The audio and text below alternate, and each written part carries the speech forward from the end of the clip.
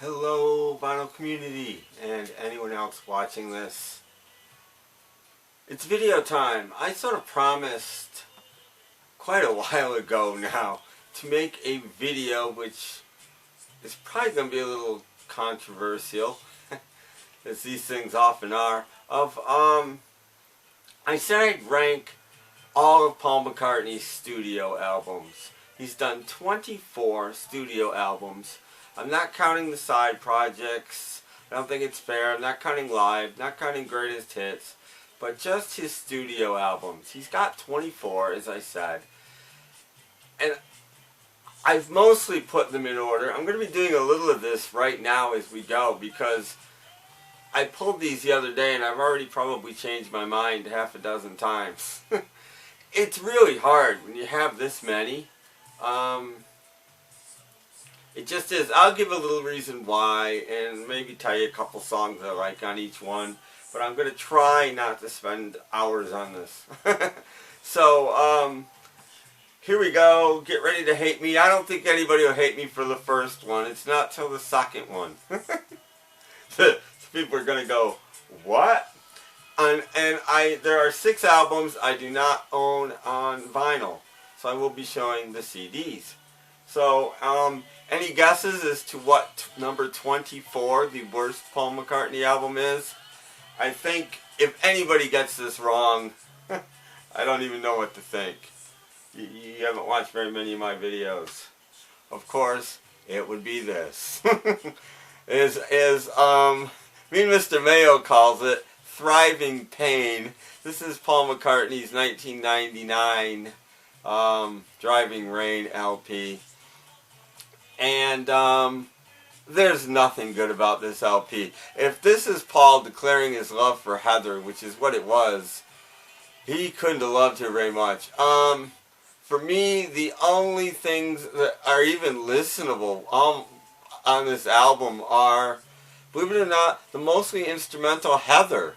Unfortunate title, but it's a really good song. I really like it. It's definitely my favorite regular album track. And then after 9/11 he threw on Freedom as a bonus track, which wasn't originally going to be on the album. It wasn't even written yet. He wrote it after 9/11 and quickly recorded it, put it on the album as a bonus track. Those are the only 2 on this album that I can stand at all. There's the back, of course. We've all seen it. We've all loathed it. Number 24, Driving Rain. 23, you're already going to be mad at me. I do not own it on vinyl. I'm going to show the deluxe CD just for kicks. It is Memory Almost Full. I know a lot of you really like this album. I like the first 2 tracks. Dance Tonight and Ever Present Past. Only Mama Knows, I guess, is okay. And in the middle of the medley, That Was Me, that's okay. But you know what? It just really falls flat for me. Here's the bonus if you've never seen the bonus disc. Gets the DVD without much on it, and there's Paul there. And for me again, this album, there's the back and there's the bonus stuff. This album just falls flat. It just, for me, there's 3 of these albums that for me are part 2 of the album before it, which in my opinion are all much better albums. This to me is part 2 of Chaos and Creation in the Backyard. In fact, this was started first and finished last, and for me it just shows. Anyway, I'll tell you what the other 2 are, but for me, yeah, this is just Chaos and Creation in the Backyard Part 2, not nearly as good. Number 22. Paul McCartney, Press to Play. Again, it's got, Press is alright, Stranglehold's alright, Only Love Remains is pretty good. I didn't like it when it came out, but I like it now. Move Over Buskers is okay. It's as good as like Keep Undercover from Pipes of Peace, but I don't love that either. And however absurd, believe it or not, is about my favorite track on this, as silly as that song is. There's the back cover. Just, again, just really it falls short for me. There's just nothing really great about this album at all. 22. A couple of you are really not going to like me for this one. 21, Pipes of Peace. To me, this is Tug of War Part 2, and that is exactly what this album is. Volume 2 of the Tug of War series. And it just feels like leftovers to me. It just does. The video version was better than the single, I thought. So Bad's alright, but honestly, the Broad Street version is almost better. What else is it? Keep Undercover is okay. Through Our Love is alright, but Sweetest Little Show, Average Person, they're very twee songs in my opinion on this album. And I know that Captain Howdy loves this album. This is his favorite. Sorry, John, but it's just not one of mine. 21. 20. Give my regards to Broad Street. Again, it's got a version of Silly Love Songs on it, which is very 80s, but in my opinion, it's pretty horrible. No More Lonely Nights is good. The playout version I do not like. The two new songs are okay. No Values and Not Such a Bad Boy. Yeah, to me, this is like a 4-song album, really. I also, the version of Ballroom Dancing on here is good. It's got a different verse on it, and it's good. Everything else is just covers that he's done better elsewhere, in the Beatles or whatever. The version is So Bad's alright, but it's not, you know, anything great. So again, soundtrack is better than the movie, but not that much. And if you guys don't know this, and I think you do, I am a Paul guy, by the way. I'm not trying to be super critical here, but I don't know. 19. Wings at the Speed of Sound. The problem with this one for me, too much wings. Too many songs that aren't Paul that just aren't very good. See, Love Songs is great. Let 'Em In is great. She's My Baby's cool. Beware My Love is good. Warm and Beautiful is okay. That's about it. It's only half an album. So there you go. Wings at the Speed of Sound. Number 19. Again, just falls way short for me. Number 18. Kisses on the Bottom. Nothing wrong with this album. It's a good album. Paul's voice is starting to get a little bit weaker, but I think he sings most of these pretty well. And I like the songs. It's just not that original, and I like everything else better. We're getting to that point now. I think the bad albums are pretty much done with now, and we're getting into better albums, so it's going to be tougher. But my favorite on here, believe it or not, is my very good friend, the Milkman. I love that song. I didn't like Valentine until I saw the video. Now I like Valentine a lot. I Accentuate the Positive is good. I'm going to sit right down and write myself a letter is good. This is a decent album, and I like it. Next, what was this, 17 I think? Run, Devil, Run. Again, nothing wrong with it. The Russian album is better. And I guess that's the problem with it. It's the Russian album too, although this isn't one of the ones I counted as that. I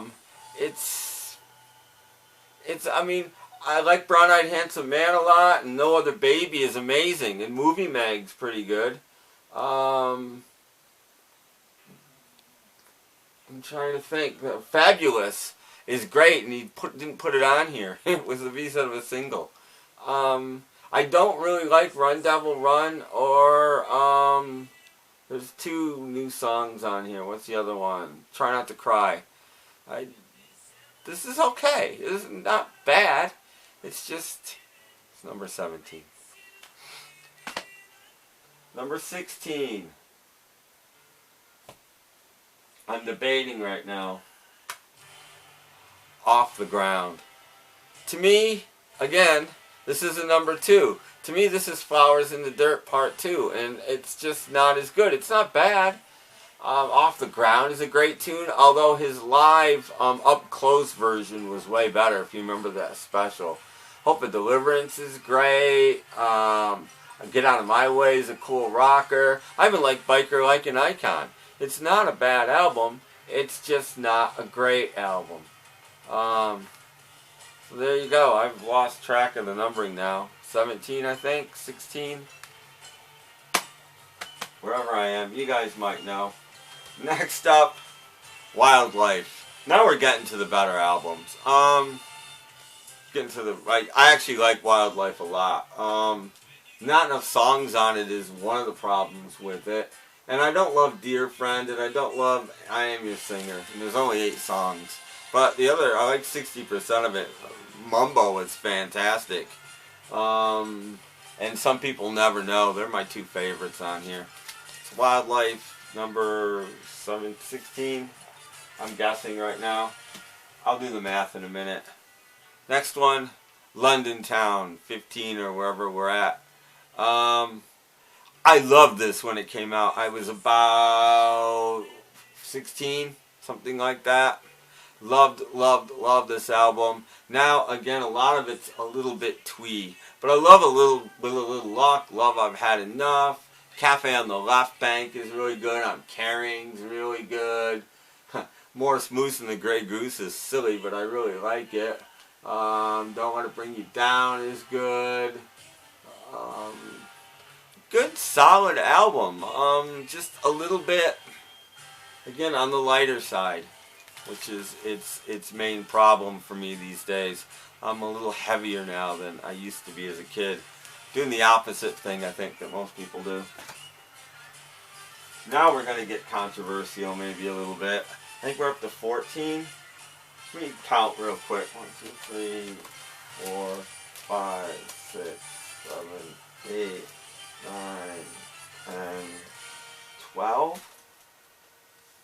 1, 2, 3, 4.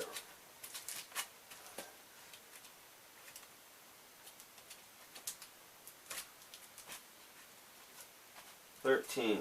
Okay, so this is, missed one, 14. This is 14, I think.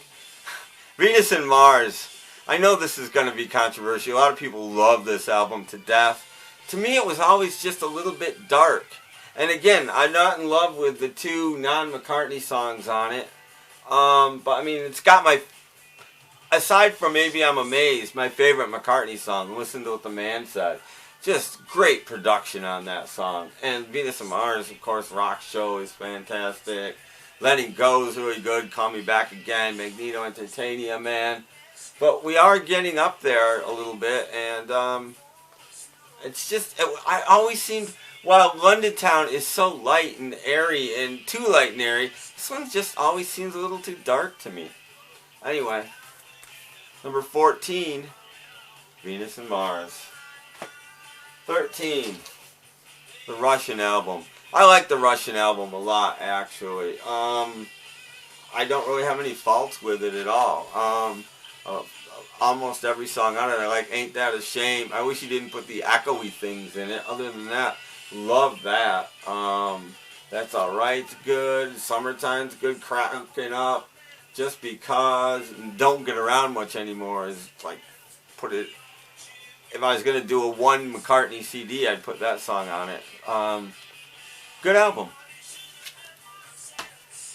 12. New.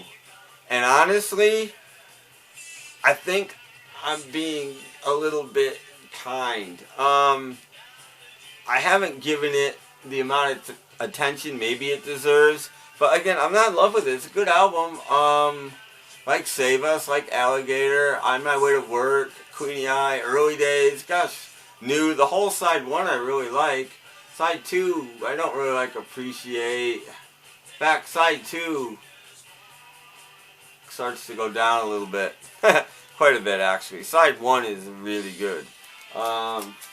There you go. Coming in at number 12, Paul McCartney's latest, New. 11. This is an album I used to like a lot more. And like London Town, it's fallen. Again, it's a little bit too light for me these days. Flowers in the Dirt. When this came out, I loved it. I saw him on tour on this album. I also saw him on the Off the Ground tour. And it was great. Saw him in Toronto. He was about this big. But I was like in the upper decks of, I can't think of the name of Toronto Stadium. But that's where I was. I mean, but this has My Very Face. Again, a song I put on a single greatest hits, which is this one. It's got Figure of Eight, although the single version of Figure of Eight was better, I thought. What else is really good on here? That Day Is Done is really good. We Got Married's pretty good. Put It There is great. But it's also got like Motor of Love, Distractions, Don't Be Careless Love, which is Waterfalls Revisited. So, anyway, number 11 I think we're at. Now we're into the top 10. Red Rose Speedway. If you took a couple of songs off of this and maybe put the singles out at the time, this would be way higher. I love this album. I really do. But I loop First Indian on the Moon kind of kills it for me.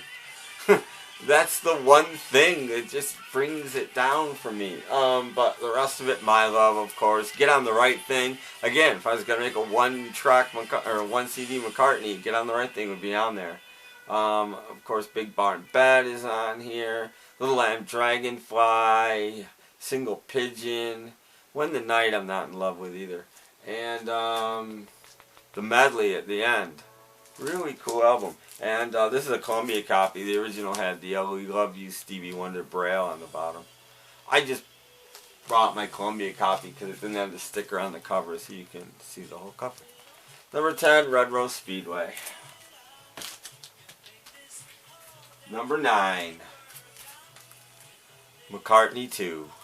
If this would have been the original double, it might be a little higher. Really good album. Like the live version of Coming Up better though. Of course, Temporary Secretary, On the Way, Waterfalls is great. Summer Days song. That song just kills me. One of These Days. It's got some really good stuff on it. Number 9, McCartney 2.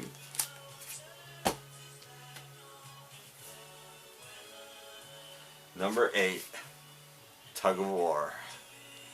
I loved this album when it came out. I still like it a whole lot. It's got a Ballroom Dancing and The Pound is Sinking, both which would probably be on like a single greatest hits. Be honest, of course, Tug of War, Take It Away. Tug of War is great too. Here Today is on here. Wanderlust. Oh, Wanderlust would definitely be on it. Just produced by George Martin. Just a really, really good McCartney album. So love it. You go. Where are we? Number 8. I can count now. 1, 2, 3, 4, 5, 6. Oh, that was number 7. Should have been. Yeah, I got 6 to go. Yeah, that works out. Number 6, Flaming Pie. An album that took me a long time to warm to, believe it or not. Even 2 years ago, this may have been way lower on my list than it is now. But I have warmed to it. I think the problem when it came out is for the first single they chose The World Tonight, which isn't nearly the best song on this album. Young Boy would have been a better first single, or Calico Skies should have been a single. You See Bad is great on here. Little Willow is great. The song we were singing. Beautiful Night. Really, really good album. First album he made after Linda died, and